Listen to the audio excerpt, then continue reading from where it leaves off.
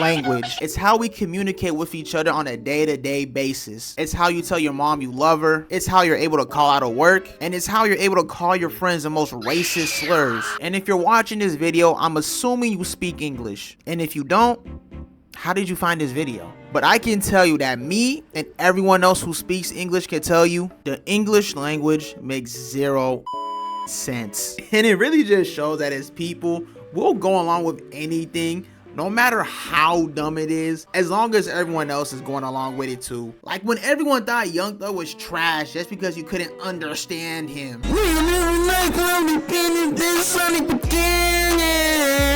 So in my attempt to do research, trying to find the origin of the English language, I came across a video that explained it perfectly. But due to my TikTok brain, I didn't watch the whole video. I know, I'm a monster. But it can pretty much be summed up to these people took these people land, and then these people took that land. Ooh, colonization. So through that process, English became this amalgamation of like 20 different languages. But since I love you guys so much, I want to show you what English looked like before it was colonized, or what some people call it, Old English. I decided to use a passage from one of my favorite books of all time, Beowulf. This book sounds familiar. I feel like it's one of these books you read in high school, like To Kill a Mockingbird or some other racist book. Wet, we garna in gardigum, pod sinige, pirum gefrunun, hudi apelinges, ellen flemdun, usked, sifing skybina, pietum. Wow, this is why English makes no sense.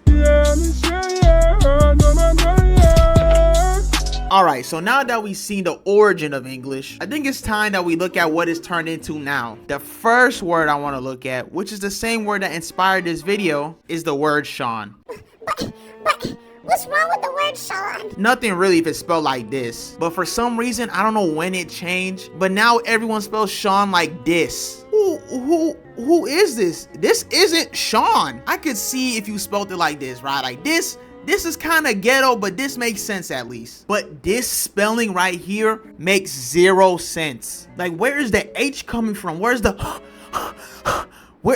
coming from? Because last time I checked, S-E-A is C. See? And don't tell me the word on is coming from A-N. If that's the case, this is Anjo, this is Anime, and this is Ano. Bruv. I'm a hubknocker. No, seriously, as I record this, I'm starting to realize that Sean is a British name. We've just been pronouncing it with an American accent, which makes sense because, you know, colonization and stuff. So you get a pass this time, Sean. I'm not watching you. I'm watching these other words that make no sense, like the word island, or if you use your brain, island, which I don't really recommend if you're gonna speak English, because it's pretty obvious whoever came up with the word wasn't using theirs, so why should I use mine? But seriously, we're all pronouncing it island, but we're all spelling it island. Imagine being a teacher trying to explain to your students the pronunciation of island. All right, kids, this is how you spell island. Why is there an S in it? Well, if you must ask, you future baby mama, I genuinely could not tell you. Isn't it your job as a teacher to explain how things work? Aren't you supposed to be a statistic by now, DeAndre? Anyways, spell the word like this or you failed this class. And seeing that there's about 7 kids in the classroom, I might be asking for too much. Don't you think that's kind of harsh? Don't you think that's kind of harsh? I'm a teacher. My baseline mood is pissed off. I wake up 5 days a week and take care of other people's kids for 8 hours. Do that for a living. Tell me how happy you are at the end of it. You know, I should have just joined the army if I was gonna settle for a career. At least I could have said I served the country and pretend my life had purpose. Yeah, I'd probably go something like that.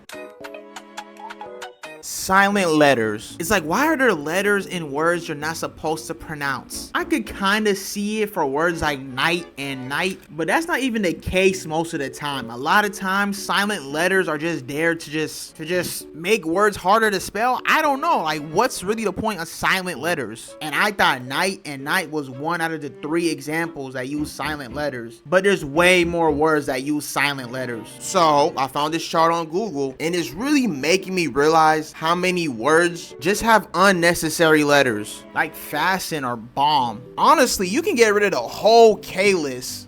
Except for knickers. We'll keep the knickers. But out of all the words in my limited vocabulary that just has an unnecessary letter, the word Wednesday hands down has to be the most yeah, hi, YouTube exec. Yeah, we love the videos, right? So could you not use the R word? It's not very inclusive, you know? The word Wednesday has the dumbest spelling. Like, where did the letter D even come from? And we've just been running with it too, like it's just fine. If I was president, I'll change the spelling of Wednesday from this to this. And at least I'll be remembered for something by the people, unlike Joe Biden.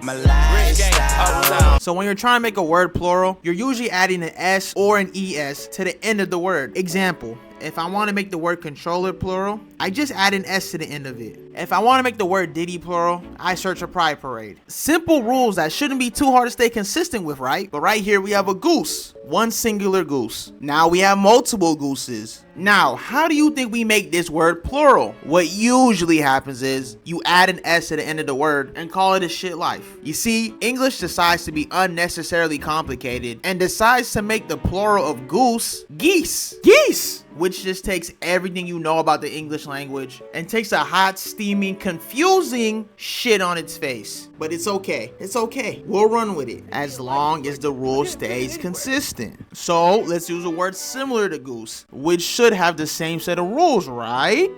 Moose sounds good. All right, so we all know one moose is moose. And if the word goose has taught us anything today, the plural of moose should be meese. Well, you be fucking wrong, because the plural of moose is moose. So not only does it ignore the first rule of adding an S or an ES to make something plural, but it also ignores the goose rule and just chooses to stay the same word, singular or plural, which when you think about it is kind of badass. The moose just ignores all rules and like, nah, I'm gonna do my own thing, and just becomes this rebel of the English language. The more mistakes I find in this very flawed language, the more I realize is that everyone's just improvising. Even people in the highest regards of life. Like, how many times have we heard a rapper talk about they made a song in 5 minutes and that song ends up being their biggest song of their career, and whole time they didn't even think that song was good? Or like your favorite manga artist, R.I.P. Toriyama. The man is responsible for the biggest, most popular anime of all time, but he's came on record himself saying, hey, I just winged it, and comes back and retcons previously established rules and just be like, nah, this doesn't really work like that no more. It works like this now. And you would think something that's regarded as the most popular anime of all time would be this super airtight story that makes sense 100% of the time, when Dragon Ball is honestly the complete opposite, and a lot of things don't make sense when you think about it in retrospect. Like Dragon Ball Z should have ended at the Frieza saga, but that's a whole nother video that I might or may not make. I don't know if y'all want to see that. But this is the end of this video.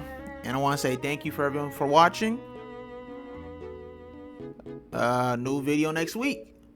Woo, woo, woo, woo, woo. And why do people from the UK think that everyone from America looks like this and talks like this? Yeah, let me get your biggest fucking gun.